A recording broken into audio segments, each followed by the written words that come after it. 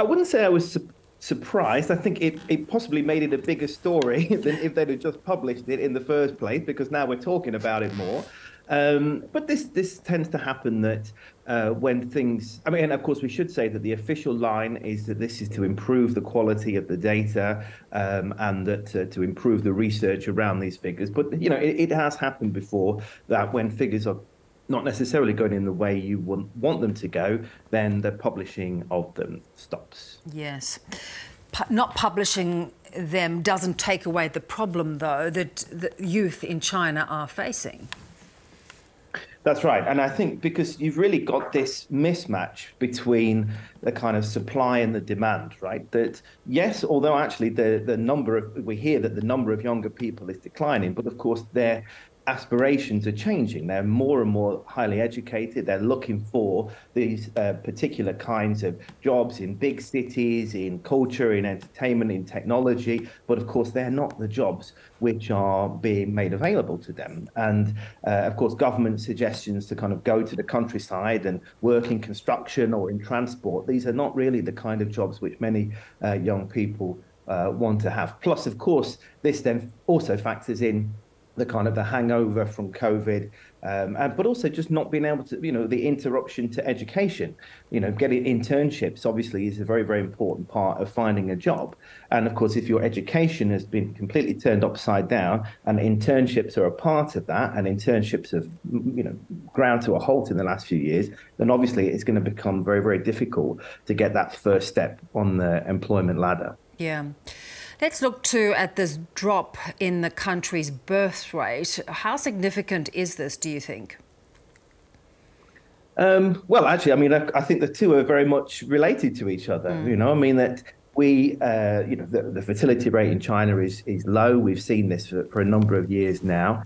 The fact that it's 1.09 versus 1.13 as it was recently, it's not really a big difference. It's just very, very low. But one of the reasons why, of course, it's so low is the difficulty of getting started in life, the difficulty for young people to get on the housing ladder, to find their own feet, to get that kind of independence. And that then comes back to the challenges of finding a job. So really, I think these two are much more tightly related than perhaps has been given much credit for. Yeah. What does it mean for China's population, the changing population of China, and also the sort of confidence of this younger generation? Well, I think there are two separate things. I think that being a young person in many parts of the world today is difficult and is challenging. And I certainly am happy that I grew up in the 80s and the 90s rather than growing up today, because I think it's very tough.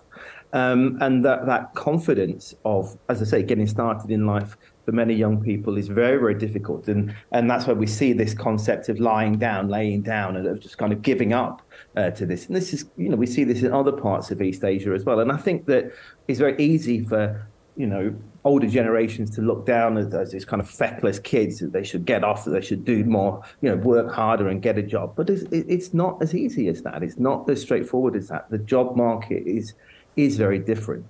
Now, how that then translates into, low fertility rates, but then also low marriage rates as well, which and high rates of childlessness, which we see all across the region, it's therefore very difficult to see how this demographic situation is going to be turned around anytime soon, which means more rapid population aging, more rapid population decline, which brings its own set of challenges.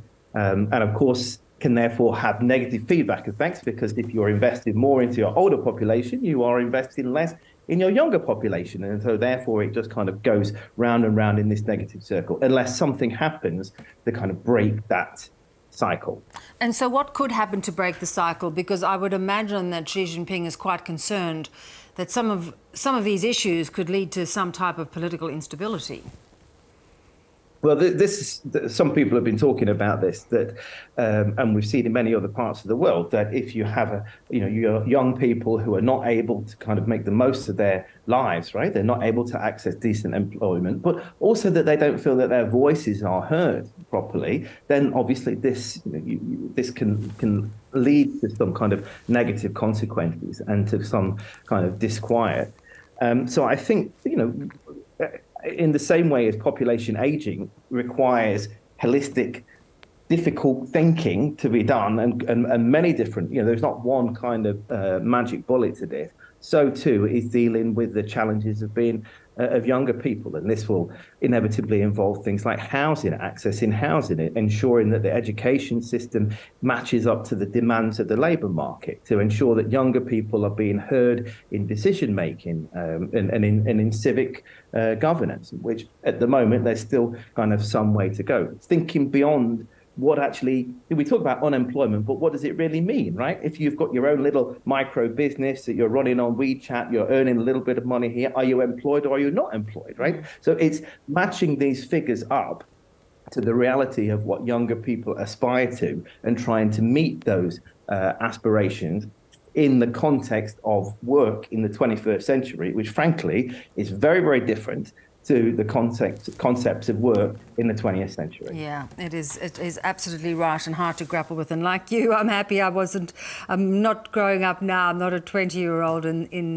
this sort of very unstable environment. Good to see you again, Stuart. Thanks so much.